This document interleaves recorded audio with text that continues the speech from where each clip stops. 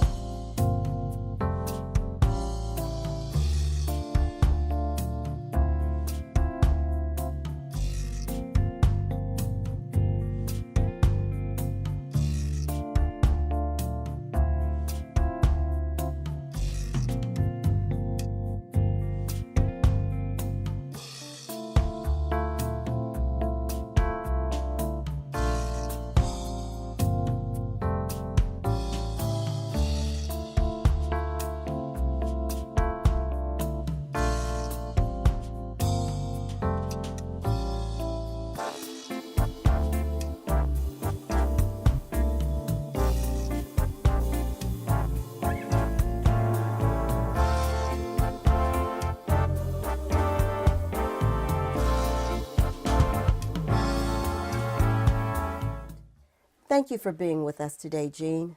Thank you for having me, Diane. Absolutely, absolutely. You've had such a fantastic life. I'd like for people to hear a little bit about it because you're my unsung hero. Why, Or should I say my unsung shiro? Okay, I like that.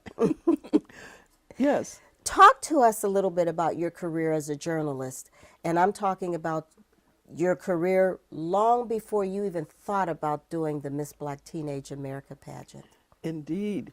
You know, it's funny because actually the two just about came together almost because when I did not intend to become a journalist, I like to say I fell into journalism.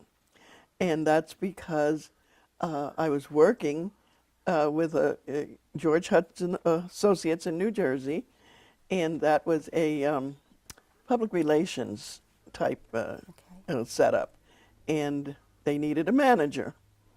So I applied, but how they found me was I was managing a group called the Soul Dukes, and Is that a singing group? a band, A band, okay. Yes, yes.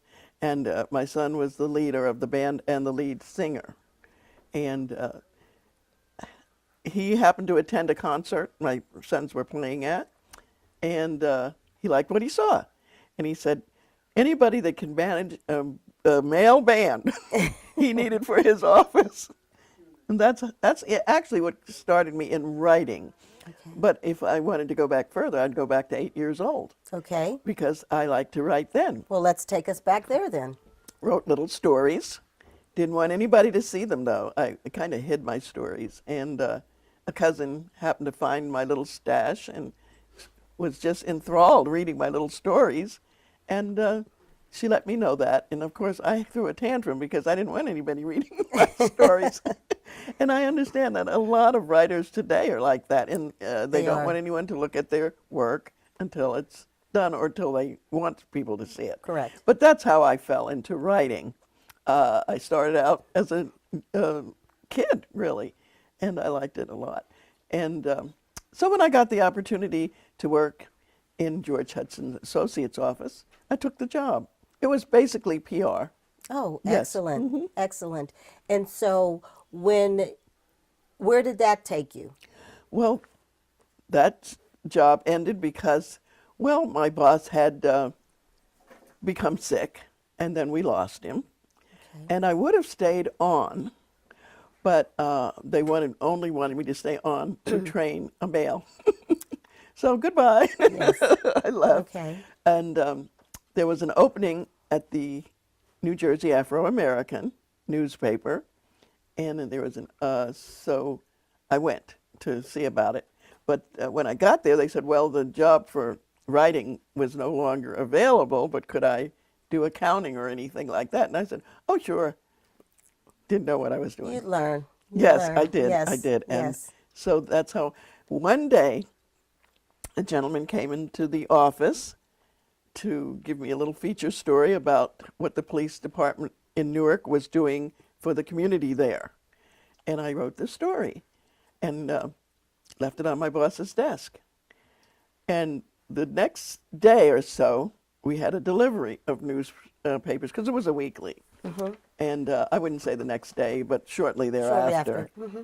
The boss came in and he picked up the first delivery, slammed it on my desk, and walked by me. So I'm typing and doing some work, and I look, there's my story on page 1. So I got the bug right then. Front page? 1. Page 1, okay. Yes, page 1. Okay. So that's how I got started.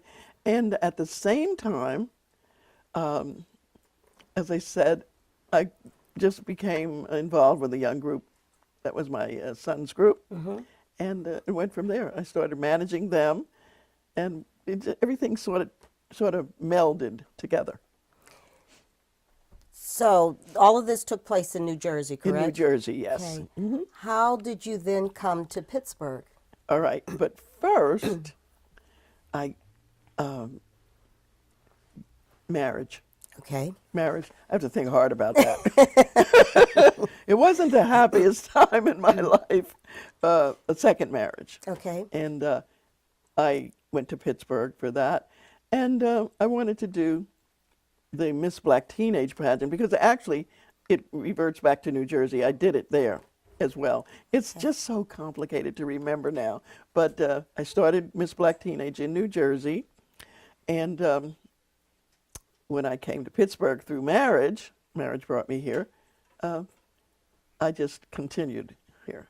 But the thing about it is, when I sought out people about starting one here, I kept hearing, oh, this is a shot in a beer town. Nobody will go for that. And I said, you can't tell me that people in Pittsburgh don't care about their daughters. And much to their surprise. And much to their surprise. And mine. Yeah. Yes, indeed. You know, I mean, I really wasn't surprised, but surprised that it went over, because it was like a community that everybody knows everybody. So I was really an outsider for a while, and I understood that. But it was such an immediate success that I was really floored myself. Excellent. And that's so good to hear. That is so good to hear, that you could come from another state, come into Pittsburgh, and make such an impact on so many people. And we're going to talk about that a little bit later. So now, as a legendary journalist, you've been the recipient of many, many awards for your journalism. Yes. Share with our viewers some of the amazing and well-deserved accolades that you've received. Well, that's something I don't like to talk about a lot, because I don't concentrate on those type of things. I definitely love receiving them, because to me, it's like the people handing you this wonderful, shiny sort of form of thank you. It's like love. You know, they're giving you their love and showing you in that way how much they love you and appreciate what you've done. And certainly the pageant was a work of love, really, here and in New Jersey, because I think I have to stop and ask myself, how did you get into this anyway? But Hal Jackson was a very, very big name in New Jersey and New York. He owned several radio stations, and his wife was doing the Miss Black Teenage pageant there. Okay. And they had a big one in New York, a big pageant. I think it was the first one, really, and they asked me to be part of it. So I did New Jersey for them, not really knowing what I was doing, but it turned out beautifully. So did you train these other people on how to do it? Well, yes, we had a committee, and I had people helping me, but it was something that I was just putting one foot in front of the other, more or less. I wasn't following any guidelines, but there was a guide. The man upstairs had to be, because I knew from nothing. I knew from nothing. Well, you followed your instincts, and it was more or less something that we typically do, and that's baptism by fire. Exactly. We just get in there and we do what needs to be done. Yes. To the best of our abilities. Yes. I agree. Absolutely. That's phenomenal. Now, you've had your hands in so many things that have to do with community service for a long time. Tell us your biggest community service project to date. And hint, you contributed more than $400,000 in scholarships to some very deserving young women. And men. And men. Yes. So let's talk about that. Well, the biggest, I would say, I would have to combine the Miss Black Teenage pageant with the Mr. African American pageant. Well, I don't like to say pageant for the boys, though. Right. We say program. Program, okay. But the idea, first of all, that sort of spurred me really into doing this kind of thing was recognizing the fact that our young ladies needed so much tutoring and in the ways of trying to be successful. And there were so many young ladies in the community that had talent, that had the wherewithal, but they just didn't have that little extra. Or the opportunity. Or the opportunity. And that is so true. The opportunity is mostly what they were up against. But when they got the opportunity, did they know what to do with it? For instance, we had cases where, not my girls, but I knew of cases where young women would be combing and straightening their hairs in their offices while on, you know, when they should have been going to lunch. Or, you know, and people Yes. complaining about the smoke, so to Yes. speak, and things like that that you just don't do. So I felt that So you taught them etiquette. etiquette and the main thing that they needed to know that they were beautiful, that they they didn't have to measure themselves up against blue eyes and blonde hair. Absolutely. And that to me was what it was all about. Absolutely. First of all, you had to get that pride in yourself, and you had to love yourself. And that's what we taught them. Every first week with the young ladies, it was always a Saturday meeting. And the first Saturday was always telling them, you know, girls, this room has the most beautiful young people in it ever in Pittsburgh. And that's how we started off, telling them they were just the most beautiful people in the area. And then we'd go from there. I think when you say hello to someone, and I do this myself, a person, yes, I do know your name, but I may say, hello, beautiful, how are you today? You know, and it's just a little something Yes. extra just to let them know that, you know what, I think you're beautiful.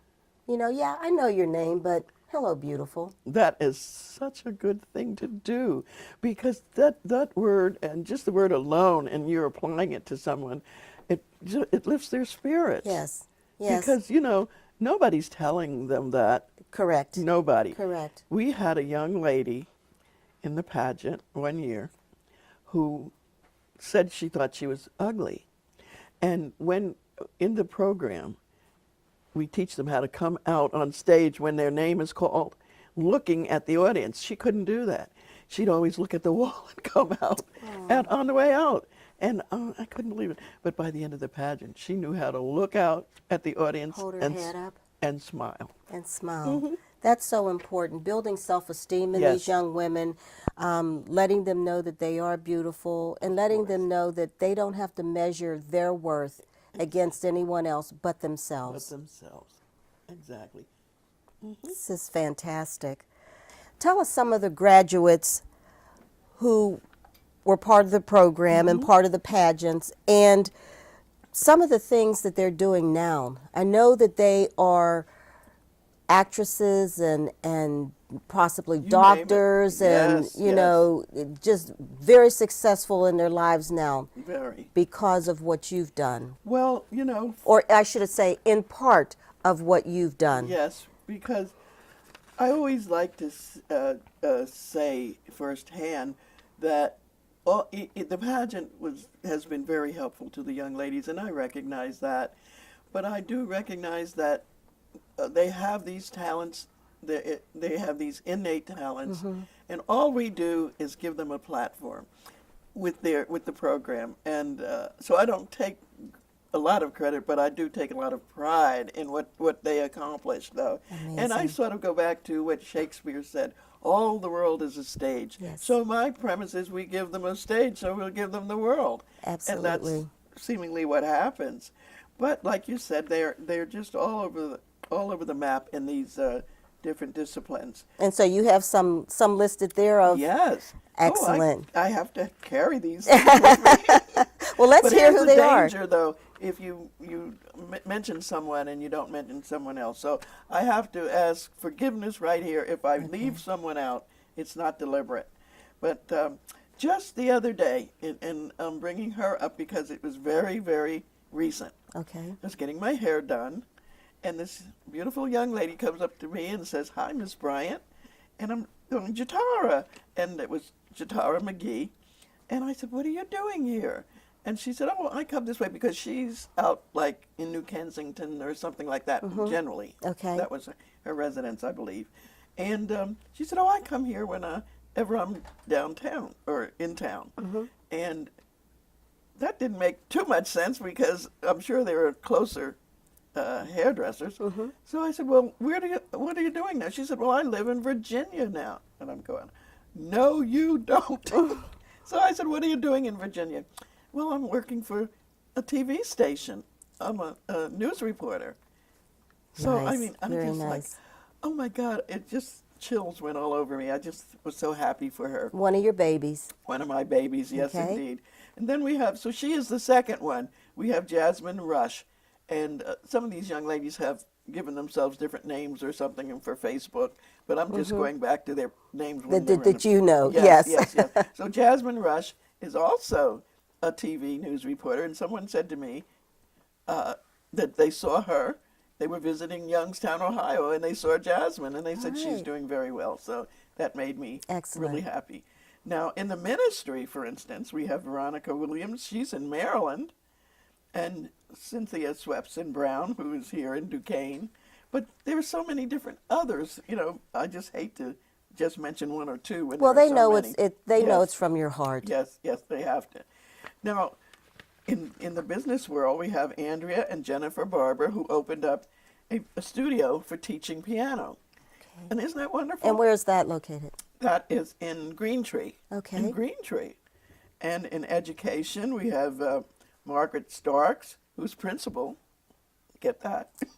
At Miller School. Excellent. Yes, yes. Excellent. And Anita Anderson, who is a teacher also in Maryland. Mm-hmm. And she came up with a plan to help seniors sort of finish in top shape. Good. So that they can go on to higher education. And so we're really happy about that because she got an award for that. Excellent. Yes, indeed. And of course, we have actresses. Tamara Tooney certainly comes to mind. Oh, yeah. I think that's a very familiar name here in Yes, Pittsburgh. yes. She's on CSI. Yes, yes. I did see her in a one-woman show several months ago. Mm-hmm. So she's doing well because I think the SUV, what is it called? Anyway, that she was in is supposed to be going off the air. I'm not sure. They're showing reruns. Okay. So also we have Milton Henderson, who's an Yes. actor now. He's doing very well. And let's see, education, we covered that. I mean, they're just doing everything. Radio, Brian Cook. I don't know whether you know that name or not, but Brian is a broadcaster for Urban Radio Networks. That's And phenomenal. he's just Phenomenal. doing- So yes. all of these people have gone on to successful higher education Yes. and to successful jobs that are self-sustaining in themselves. Exactly, exactly. And you've given them the platform to do that.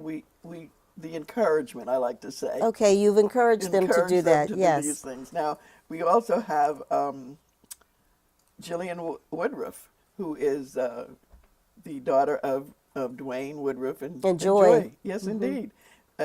She's now in Anchorage with her husband. She's married to a doctor, and she's a doctor. Yes, so it's just too amazing.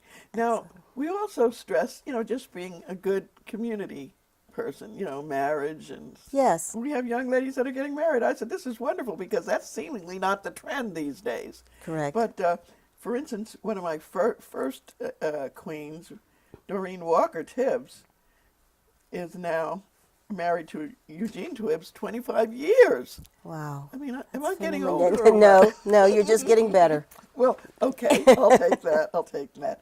And Terry Austin, this beautiful young lady here, Okay. is married to Frank. What is their last name? This is terrible. Torbert. Okay. Torbert, yes. And Ashley Connor is married to Dante Comas, and Alita Bullock and Rodney Hurd. And when I talked to them, I talked to Alita. I said, Alita, what's married life like now? This was just, I would say, about a year ago. And she said, it's wonderful. And I just thought that was so good. It is. And she said, I'm blessed. It And I mean, is. It is. to hear these, when you talk about young people, you don't expect, the way the news you get. The trends nowadays, is not that you get good. mad and you leave. You Yeah. don't work through the issues. Right, exactly. Yes. So I think our girls are getting some good, doing some good things. They in are their doing lives. some And I'm phenomenal so- things. So proud of them. Yes. And that's you are to be commended for that, because again, you've given them the platform, you've given them the opportunity, or you've shown them the opportunity, and you've given them the encouragement that's needed. And that says a lot. And I wish that we had more people who did that. Not to say that we don't have a lot of people who are out here doing Yes. just that, because Yes. there are a lot Oh, of yes, great there are. programs Yes, yes. in Pittsburgh that a lot of people are doing to encourage our young people, because you know as well as I do, our young people are in Oh, so, dire so, need of direction. yes. And times it looks as though there's a trend in our current administration in D.C., Washington, D.C., to turn back the clock, and we don't need that. But the pride in themselves and this kind of thing, this kind of program is really going to be needed so much even more, because Absolutely. of that. They're going to have to jump some hurdles. Absolutely. And we need to show our young people, and you have done this just tremendously. We have to show our young people hope, Yes. because a Oh, lot of yes. them think that there is no hope, and that what they see inside of the borders of where they live, Yes. that's their future. And we have to let them know that that is not your future. Exactly. And maybe some things that you've done wrong in your past, you don't have to let that define you. You move forward Of course. and better yourself. And you've made a platform for the people at that point, the youngsters at that point, to be able to do that. Hence, you have a list here of people who have gone on to stellar. Oh, yes. Stellar. Yes, there's one young lady I failed to mention as a corporate success. She has headhunters looking for her, really, for their offices. She is so In demand. fantastic. Yes, she's so much in demand. And I'm sorry I don't have her married name in front of me, but in the pageant she was Kimberly McDaniels. Just a beautiful, beautiful young lady. Just beautiful. And of course, we mentioned Tamara. Lisa Ruffin is also doing well in California. Good. And as I mentioned, Milton Henderson. He always gives credit to the program. That And is so wonderful. As a matter of fact, Brian Cook, who I mentioned before, met his wife at Clarion, and so they, give me credit for their marriage. Absolutely. So that's really wonderful. That is wonderful. That is wonderful. And again, your list is not exhaustive of all of the people that the That's right. 1,892 That's- people. That's why it's so scary just to mention a few, because there are so many more.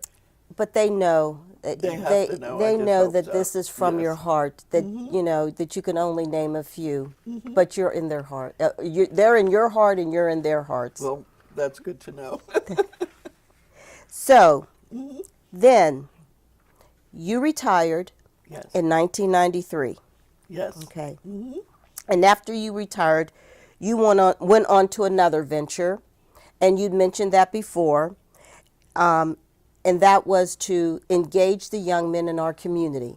Yes. And by engaging them in our community, you started the Mr.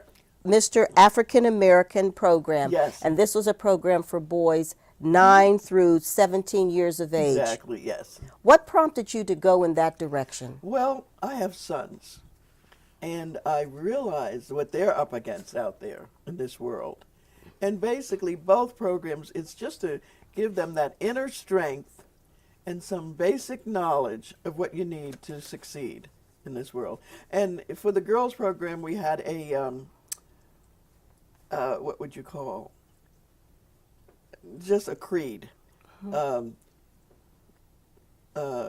Just something to make them realize that, let's see, what is our confidence, awareness, and pride. Okay. And they'll say to me when I see them, they still remember that confidence, awareness, and pride, and we call that wearing your cap. Cap. And they'll say, "I'm wearing my cap."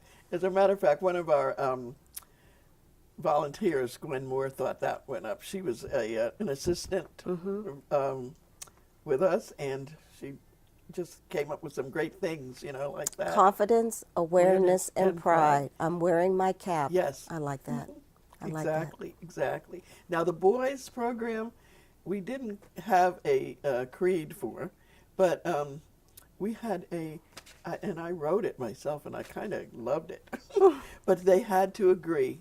That was my favorite. I mean, I love the girls, but I just missed doing the boys program because we had just so much fun with them and making them realize that they didn't have to hate each other, that they should love each other, and you know, and when in the time that we did it for 10 years, and in that time, it was a very bad time out there, and what years were these?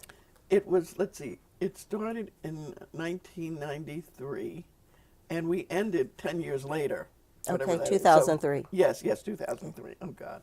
So anyway, in that time you had a lot of drive-bys, you had a lot of horrible things that the young men were going through. Yes, and the drug wars. Yes. So I remember once one young man had dropped from the program, we thought. And then one day I was getting there, parking my car outside of wherever we were, because we move around with these programs. And he ran up to the car and frightened me, really. And then he said, "Oh, Miss Bryant, can I go in?" So I said, "Well, where have you been?"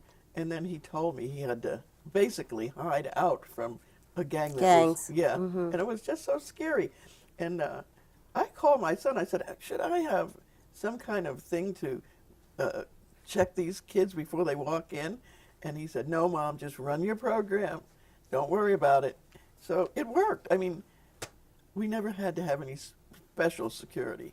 Well, because that was an avenue where the young men could come and they felt safe. Yes. You know, and they knew, they have learned who one another is, and they've also learned probably to trust. Exactly. And I told that young man, I said, "Look, you know, the rule is if you miss 2 meetings, you're out." And I said, but he was so desperate to come back into the program. So I said, "Well, what are you going to do for your talent?" And, he said, "I'll write something." I said, "Okay," because they can write their own thing, and then we turn it into a drama. We teach them how to emote. And so he wrote something up, and he did very well in the program. Surprise, right? Yes, exactly. So that shows me that he needed the program. He wanted to be there, but it appears that at a time in his life, he was frightened, and he had to do what he had to do. Yes, he did, and you know, it's so sad, but you were the port in the storm. So it seems. And he came back. Yes, and I was happy that he did come back, and I did hear from him afterwards. I was going to ask you, what is that young man doing now? Well, he was working in a restaurant. Okay. But he had a job. He had a job. So I was happy with that. He had honest money. Yes, exactly. And that's important. Yes, that's so important. Yes. So tell us about the program that you had with them, how your program went with them, and the impact that it made on those 200? Yes. Okay, on those 200 young men that yes. you molded into adults. Yes. You know, the program, we didn't call it a pageant, but it was pretty much structured the same as the young ladies. But the thing of it is, we had an all-male, mostly, teachers for them, lecturers. And in both programs, the important thing was that each year we had the young people that graduated, so to speak, from our program come back and tell the kids what they were doing. They were either in school or they had graduated from school. So they always had role models in both programs. So that was one thing I neglected to say at first.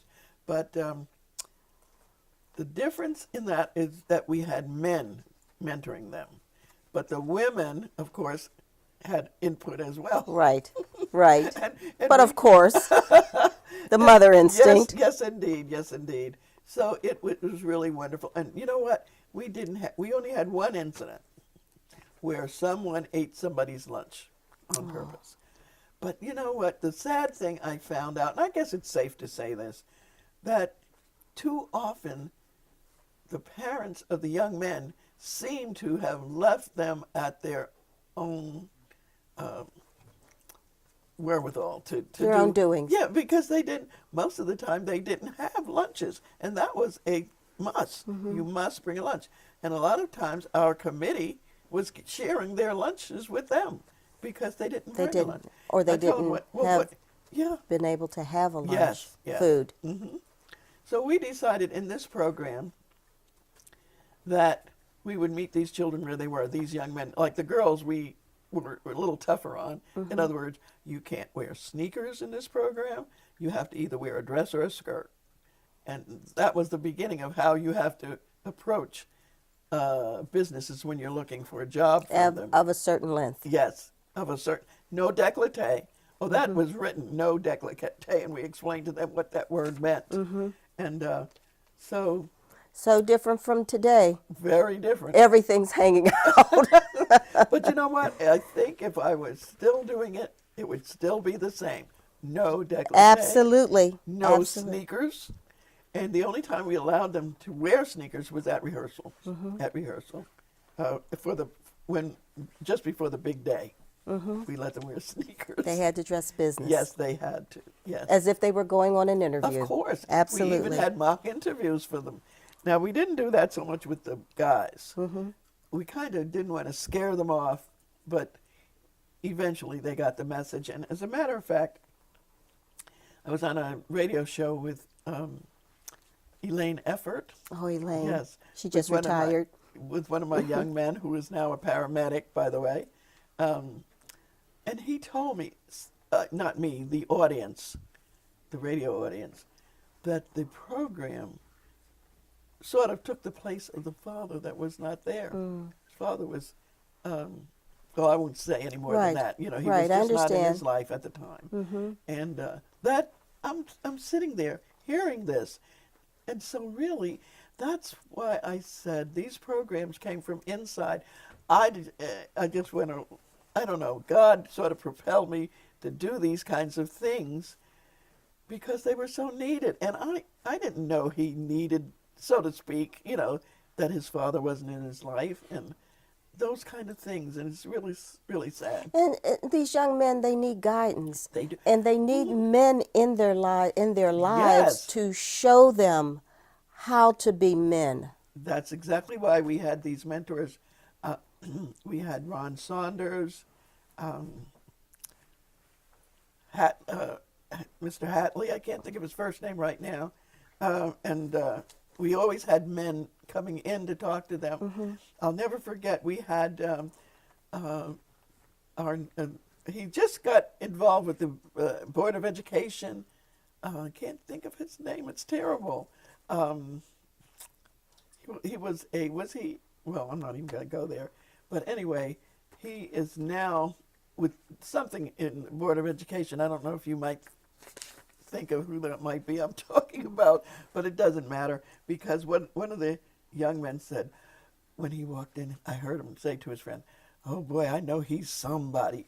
And the young man that's a paramedic now had written me a letter because he was in it more than once. We allow them to come back until they wear the crown. If they wear the crown, then they're not allowed back, but they have to come back as volunteers or to show them what they're doing. And so this young man who had come with me on his show and revealed that his father wasn't in his life had written me a letter and said he had never seen a man in a suit before. He came into the program. Oh. I could not believe it. Ooh. He was only 13 when he wrote that letter. So he came back another year, and then he had become a paramedic when he left the program. And then he had an opportunity to see a lot of men in suits. Yes, indeed. Yes, indeed. Yes. So this young lady. Yes. Her name is Terry Austin, now Torbett. Okay. She is our queen. What year is that? She was 2000, if I can, 2002. 2002. But she is now married, and she never expected to be able to go to college because our scholarships were 4-year scholarships. And once they went to the school, because we were fortunate that one of our other young ladies had gone on to Clarion and had worked in their office and sort of hooked us up together with Okay. Clarion to increase their diversity. Her name is Tracy McDonald, and she's now a judge in Washington County who Excellent. did that. Excellent. And so because of her, we had these 4-year scholarships for anyone who was available, and she was one of them that got one. She got a 4-year scholarship, and she said that was a dream come true for her because she had never expected to be able Wow. to go to college. Yes. And you've afforded these young men and women the opportunity to Yes, be able to go to yes. school. Hence that $400,000 in scholarships that you were able to give out because of this amazing endeavor. Yes, exactly. This is wonderful, Jean. This is wonderful. And also, Okay. you have amassed numerous community service awards, too many to mention, Yes. but you've Lifetime Achievement Awards. You've been written up in Essence magazine twice. Twice, yes. You've gotten citations from the then Pennsylvania Governor Tom Ridge, Yes. from Representative Bill Robinson, Yes. the NAACP, Oh, yes. and so many more. So what I'd like for you to do is to take us on a journey of some of the prestigious awards that were bestowed upon you and what that truly means to you. Well, that is something that you don't strive for, number one, but it's always wonderful to receive it because to me, as I said before, it's sort of like the community is handing you their love in the form of a plaque. And that is so nice to receive, and like there are quite a few, and so I won't mention them, but I love getting them because it means that somehow I have touched the community in some way, and but it's like I said, it's not what you strive for because it's something that that you do because you see a need for it. And you just jump in there. I've always kind of done that kind of jumping into stuff, and being fortunate enough that there was a good outcome. Yes, and look how they turned out. Yes. Absolutely. And it's a way for people to acknowledge the good that you've done. I mean, so much so that you've been recognized on a national level. Essence magazine. Yes. I mean, come on. That is, it doesn't get any better than that. No, it doesn't. It doesn't. And you've been recognized, so you are somebody, miss. Oh wow. You are somebody, Jean Bryant. I just don't feel like I do feel humble about everything, and it's just inside I'm shouting, "Thank you, God!" Amen. Because to me that's where it all comes from. Amen. And I did want to sort of write a book, and that's what I'm going to stress in it because certainly as I look back over my life, I did not sort of come into this world thinking I'm going to do this and I'm going to do that. It just seems like stuff happens. He sets it before you. He opens the window.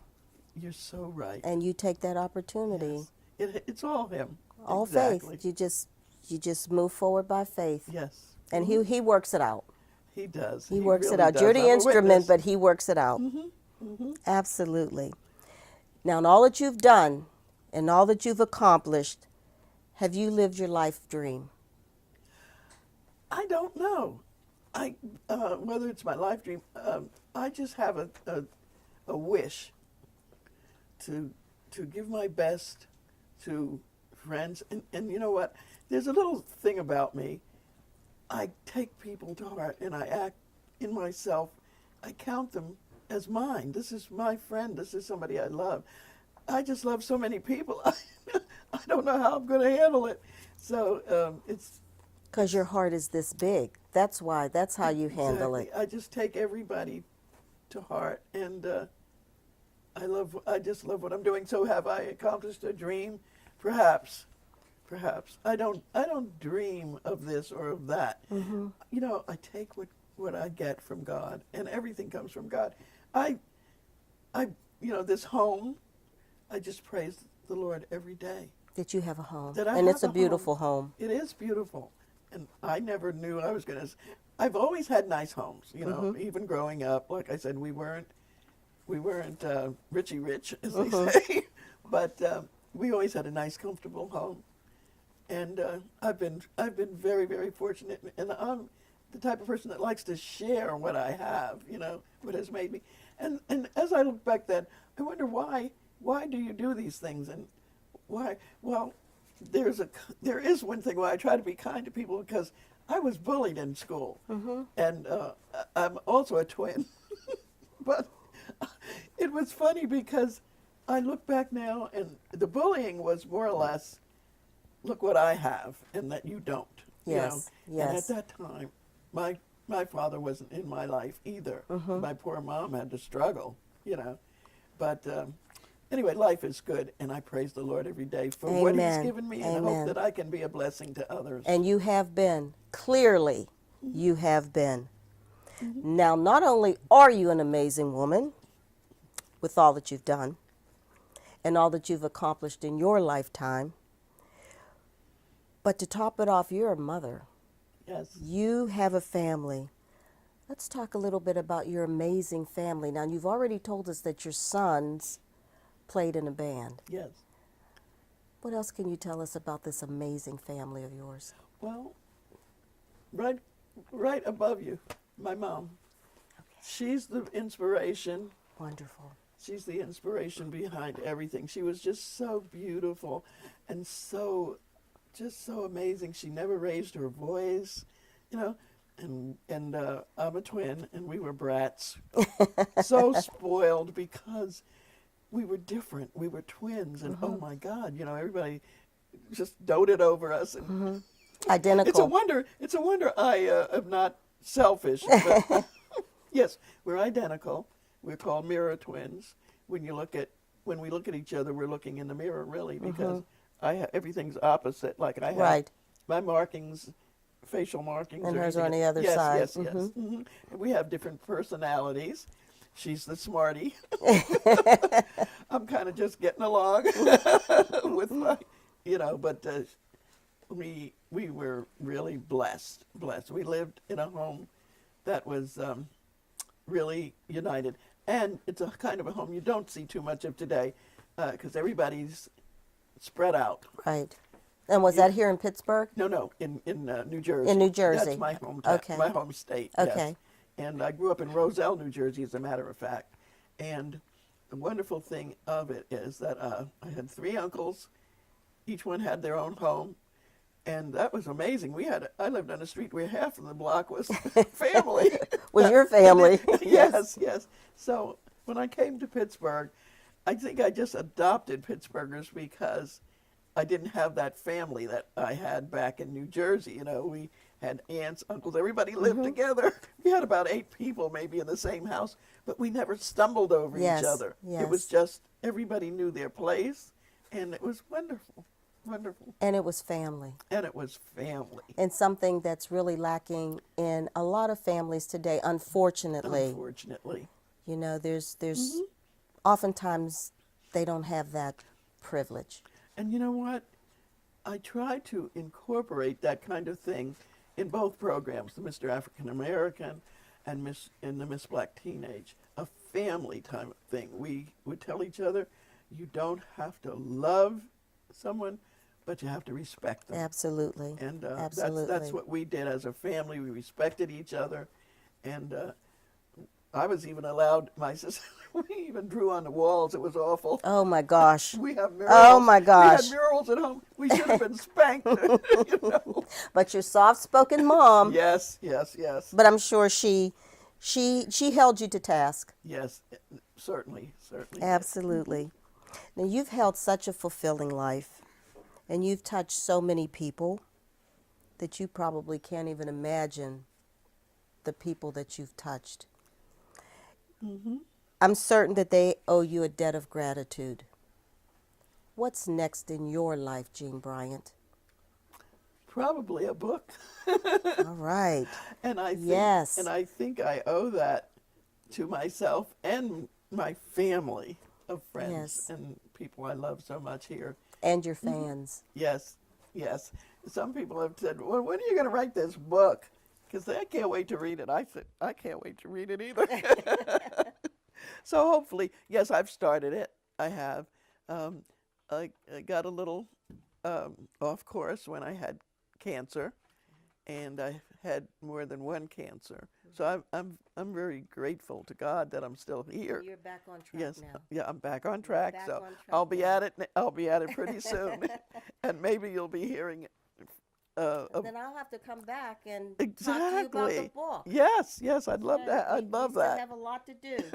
Still have a lot to do. Yes, indeed. So what else do we need to know about Jean Bryant before we Well, close? the only thing left to know about me, I guess, is that I try to keep going no matter what's in front of me, no matter how hard the road is. I try to be an example to my family and even friends that you just don't give up. That's why I'm not sure that I may have told you that when I was supposed to, well, you know what people think when you have cancer, you're not supposed Yes. to, you know. So maybe they thought I was going to leave this world. So there was a nice ceremony given for me and everything, but it was supposed to be a surprise, and I didn't know until 2 days beforehand that it was for me. So I had bought a dress to be buried in when I was diagnosed with cancer, and I wore the dress to testify in at this surprise. You wore the know? dress to party. Yes, I did. You wore the dress to party. That is something. Yes, it is. That is It something. was my testimony to that God, there is a God, and that He'll it's bring you His through. will. That's right. He will It's bring his, you through. He, Yes. it's His will, and He'll Yes, bring you through. exactly. So you're destined to be here because there's still great things that you have to do, not only to encourage people, our youngsters, but to write that book. Well, I want to because I think in writing it, it will also encourage people that there is hope, and also that listen, because God is speaking to you. Yes. And a lot of times when you're moving with Him. Mm-hmm. And I know that that's how it's been for me, because there's just no other way that I could have done any of this, because what did I know about any of this? Exactly. But you know, also in listening to what God has to say, one has to temper their heart Yes. to be able to accept what He's saying. Oh, yes. Because if you don't know Him, you're not going to know that knock on the door. Isn't that the truth? Because you're not going to know from where that's coming. Yes, yes, exactly. So in order to be able to do that, you've got to have some kind of faith and some kind of belief. Indeed. And then seek that opportunity. And when that opportunity knocks, take that opportunity Yes, exactly. and run with it Yes. until another opportunity comes along. Life is trial and error. Isn't it? There's Yes, no it is. there's no book I've to made tell. a few. There is no book. At least I Yes. haven't found the No, book no. that tell you how to live, Yes. what to do, this, that, and the other. Right. It's just you have to go through. As long as you're honest and loving Of and course. caring Yes. and respectful, you turn out pretty good. I think, like I said, I just praise Lord and my good mother there. Absolutely, absolutely. Good old mom. Yes, indeed. Absolutely. Well, Maya Angelou, she wrote that infamous poem, Phenomenal Woman. Mm-hmm. And Jean, I must say that you are nothing short of a phenomenal woman. You are that phenomenal woman, and I humbly salute you for all that you've done for the children, for all that you've done for the community, and for all that you've done for the city. I thank you. Thank you. I thank you for being on our show today and showing our young people that there is encouragement out there. Oh, There definitely. are people out there who love them. Yes. There are people who care. And if they just seek out those individuals, then it'll make their lives a little bit easier. Exactly. They are beautiful, Yes, they are beautiful. and they are somebody. Indeed, indeed. And I see it every day. Even now as I walk around a little older Yes. and needy. Oh, they come to my rescue all the time. Can I help you? And it's like, you're only about 20 or 18 and you're this beautiful. I mean, they are. It's beautiful. They are so It's helpful to beautiful. me now in my, what should I say, aging process. Gracefully. Yes, yes. Gracefully. And people are good people indeed anyway. I think most people have been very helpful to me, and it's really sad that I have to be in a condition where I need help, but We it all just, will get there. yes, We will all yes, get there. yes, yes. And we all need a helping hand.